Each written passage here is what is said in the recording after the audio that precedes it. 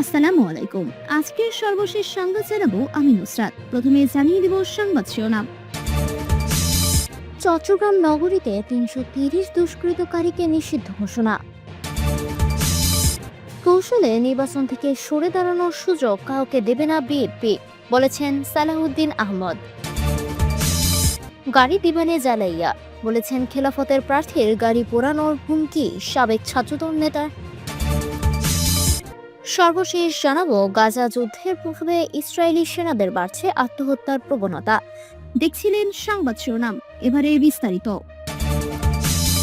চট্টগ্রাম নগরীতে ৩৩০ দুষ্কৃতিকারীকে নিষিদ্ধ ঘোষণা। চট্টগ্রাম মহানগর পুলিশ বিভিন্ন অপরাধে অভিযুক্ত ৩৩০ ব্যক্তিকে দুষ্কৃতকারী হিসেবে চিহ্নিত করে তাদেরকে নগরীতে প্রবেশ ও অবস্থানে নিষেধাজ্ঞা আরোপ করেছে। শনিবার ১৭ জানুয়ারি সিএমপি কমিশনার হাসিব আজিজের সই করা এক গণবিজ্ঞপ্তির মাধ্যমে মহানগরী এলাকা থেকে ৩৩০ জন দুষ্কৃতকারীর প্রবেশ ও অবস্থান নিষিদ্ধ করা হয়েছে।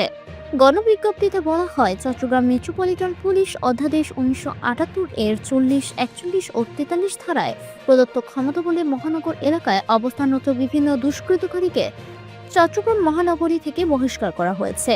একই সঙ্গে পরবর্তী নির্দেশ না দেওয়া পর্যন্ত এসব দুষ্কৃতকারী দলের সদস্যদের চট্টগ্রাম মহানগরীতে প্রবেশ ও অবস্থান সম্পূর্ণভাবে নিষিদ্ধ ঘোষণা করা হয়েছে। একই সঙ্গে আদেশ অমান্যকারীদের বিরুদ্ধে যথাযথ আইনানুগ ব্যবস্থা গ্রহণ করা হবে বলে গণবিজ্ঞপ্তিতে উল্লেখ করা হয়। এতে আরও বলা হয়, আইনশৃঙ্খলা পরিস্থিতি স্বাভাবিক রাখা এবং অপরাধ দমন জোরদারের অংশ হিসেবে এই সিদ্ধান্ত নেওয়া হয়েছে বলে জানায় পুলিশ। এর আগে ২০২৫ সালের ১৩ আগস্ট সিএমপি কমিশনার হাসিব আজিজ অস্ত্রধারীদের দেখামাত্র গুলি করার মৌখিক নির্দেশ দিয়েছিলেন। আওয়ামী লীগ নেতাকর্মীদের হামলায় বন্দর থানার এক উপপরিদর্শক গুরুতর আহত হওয়ার পর তিনি ওয়্যারলেসে এই নির্দেশ দেন। পরে এই বার্তার একটি ভিডিও সোশ্যাল মিডিয়ায় ছড়িয়ে পড়ে। এতে কমিশনার বলতে শোনা যায়, শুধু রাবার বুলেট দিয়ে কাজ হচ্ছে না, অস্ত্র বের করা মাত্র গুলি করতে হবে। পুলিশের কোনো টহল দলের সামনে কেউ ধারালো অস্ত্র বা অগ্নেয়াস্ত্র বের করলে সঙ্গে সঙ্গে গুলি চালাতে হবে। এ বিষয়ে সন্দেহের কোনো অবকাশ নেই। এরপর গত বছরের ১১ নভেম্বর অস্ত্রধারী সন্ত্রাসীদের ব্রাস্ট ফায়ারের নির্দেশ দিয়েছিলেন কমিশনার হাসিব আজিজ। ওই দিন নিজস্ব বেতার বার্তায় থানা ও টহল পুলিশ সদস্যদের উদ্দেশ্যে পুলিশ কমিশনার বলেন, শটগান হবে না, চায়না রাইফেলও বাদ, এখন এসএমজি ব্রাস্ট ফায়ার মোডে থাকবে। এজন্য সব দায় নিজে বহন করবেন বলে সহকর্মীদের উদ্দেশ্যে বলেন তিনি। কৌশলী নির্বাচন থেকে সরে দাঁড়ানোর সুযোগ কাউকে দেবে না বিএনপি, বলেছেন সালাউদ্দিন আহমদ। নির্বাচন কমিশন, ইসি ও একটি দল নির্বাচন থেকে সরে দাঁড়ানোর সুযোগ খুঁজছে। আমরা তাদের সেই সুযোগ দেব না, এমনটাই মন্তব্য করেছেন বিএনপির স্থায়ী কমিটির সদস্য সালাউদ্দিন আহমদ। শনিবার ১৭ জানুয়ারি রাজধানীর বাংলাদেশ চীন মৈত্রী সম্মেলন কেন্দ্রে গুম, খুন ও নির্যাতনের শিকার পরিবারের সদস্যদের সঙ্গে মতবিনিময় সভায় তিনি এ মন্তব্য করেন। সালাউদ্দিন আহমদ বলেন, কোনো রকম সুযোগ আমরা দেব না, কোনো রকম ষড়যন্ত্র করবেন না, আপনাদের হুঁশিয়ার করে দিতে চাই। তিনি বলেন, গণতন্ত্র উত্তরণের পথে যারা বাধা সৃষ্টি করতে চায় তাদের উদ্দেশ্য সফল হবে না।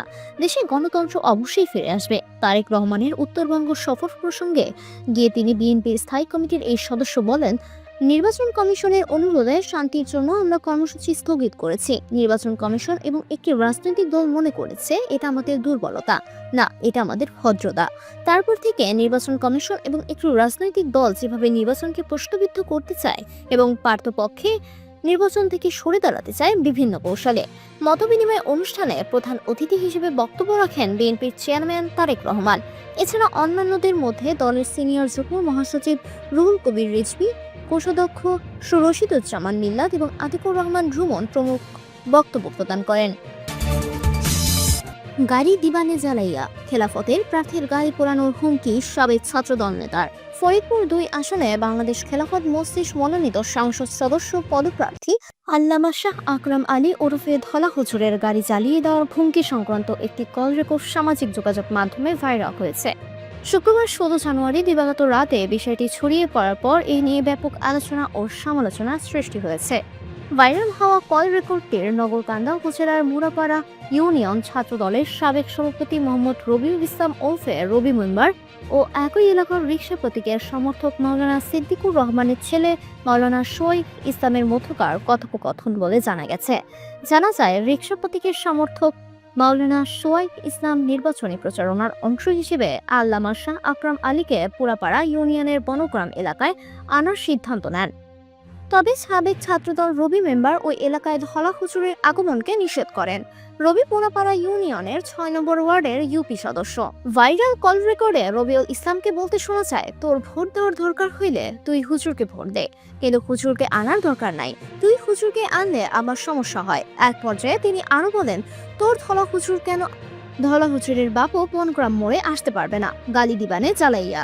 কল রেকর্ডটি প্রকাশে আসার পর ফরিদপুর ২ আসনের ভোটার ও সামাজিক যোগাযোগ মাধ্যম ব্যবহারকারীদের মধ্যে তীব্র প্রতিক্রিয়া দেখা দিয়েছে। অনেকেই এ ধরনের হুমকিমূলক বক্তব্যকে নির্বাচনী পরিবেশের জন্য হুমকি স্বরূপ বলে মন্তব্য করছেন। অভিযুক্ত ছাত্রদল নেতা রবিউল ইসলাম ওরফে রবি মেম্বার বলেন, মাওলানা শোয়েব ইসলাম আমার এলাকার এক বিএনপি সমর্থকের বাড়িতে জোরপূর্বক ধলা হুজুরকে নিয়ে কর্মসূচি করতে যাচ্ছিল। ওই পরিবারটি এতে বিব্রত হয়ে আমাকে জানায়, আমি শুধু বলেছি যেখানে বাড়ির মালিকই যাচ্ছে না সেখানে জোর করে কেন যাবেন। এ বিষয়ে বাংলাদেশ খেলাফত মজলিস মনোনীত রিকশা প্রতীকে প্রার্থী আল্লামা শাহ আকরাম আলীর নির্বাচনী মুখপাত্র মুফতি মোস্তাফিজুর রহমান বলেন, আমরা শুরু থেকেই শান্তিপূর্ণভাবে নির্বাচনী কার্যক্রম পরিচালনা করে আসছি। আমাদের জনপ্রিয়তা দেখে একটি পক্ষ পরিকল্পিতভাবে বাধা সৃষ্টি করছে। বিভিন্ন জায়গায় আমাদের নেতাকর্মীদের উপর হামলার ঘটনাও ঘটেছে। আমাদের সমর্থকদের ওপর বিএনপি নেতার হুমকির ঘটনা খুবই হতাশাজনক। আইন শৃঙ্খলা বাহিনীর দৃষ্টি আকর্ষণ করে বলতে চাই, দ্রুত তাকে যেন গ্রেপ্তার করা হয়। এ বিষয়ে উপজেলা বিএনপির সাবেক ভারপ্রাপ্ত সভাপতি মোহাম্মদ হাবিবুর রহমান বাবুল বলেন, সে আমাদের দলের কেউ না, দলে তার কোনো পদ নেই, পদ থাকলে তো বহিষ্কার করা যায়। আওয়ামী লীগের সময় সে আওয়ামী লীগ করত, এখন সুর বদলাইয়া বিএনপি হয়েছে। দলের পক্ষ থেকে তাকে চাপ প্রয়োগ করা হয়েছে। নগরকান্দা থানার ওসি রাসুল সামদানি আজাদ বলেন, বিষয়টি আমরা গুরুত্ব সহকারে দেখছি, টহল টিম কাজ করছে, লিখিত অভিযোগ পেলে ব্যবস্থা গ্রহণ করা হবে। নগরকান্দা সহকারী পুলিশ সুপার মাহমুদুল হাসান জানান, বিষয়টি আমরা পর্যবেক্ষণ করছি, হুমকির বিষয়ে জিডি করলে তা নেওয়া হবে। ওই এলাকায় নাইট পেট্রোলিং, রাতের টহল ও ইন্টারনাল সোর্স বৃদ্ধি করা হয়েছে। এদিকে নগরকান্দা উপজেলার নির্বাহী কর্মকর্তা মেহরাজ শারবিন বলেন, এ বিষয়ে লিখিত অভিযোগ পেলে ইলেকটোরাল ইনকোয়ারি কমিটির নিকট দেওয়া হবে। গাজা যুদ্ধের প্রভাবে ইসরায়েলি সেনাদের বাড়ছে আত্মহত্যার প্রবণতা। গাজায় টানা ২ বছর ধরে চলা সামরিক অভিযানের পর ইসরায়েলি সেনাদের মধ্যে পোস্ট ট্রমাটিক স্ট্রেস ডিসঅর্ডার ও আত্মহত্যার প্রবণতা উল্লেখযোগ্যভাবে বেড়েছে। ২০২৩ সালের ৭ অক্টোবর দক্ষিণ ইসরায়েল হামাসের হামলার পর শুরু হওয়া যুদ্ধই এই সংকটের মূল কারণ। খবর ফ্রান্স ২৪-এর। ইসরায়েলের প্রতিরক্ষা মন্ত্রণালয় ও বিভিন্ন স্বাস্থ্য সেবাদাতা প্রতিষ্ঠানের সাম্প্রতিক প্রতিবেদনে সেনাবাহিনীর এই মানসিক স্বাস্থ্য সংকটের চিত্র উঠে এসেছে। গাজা ও লেবাননে লড়াই চলমান থাকা এবং ইরানের সঙ্গে উত্তেজনা বাড়ার মধ্যেই এসব তথ্য প্রকাশ করা হলো।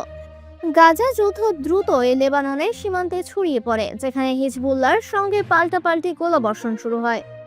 দেশটির ইতিহাসের অন্যতম ভয়াবহ এই সংঘাতে গাজা ও লেবানন সীমান্তে কয়েক লাখ সেনা ও রিজার্ভ সদস্য মোতায়েন করা হয়।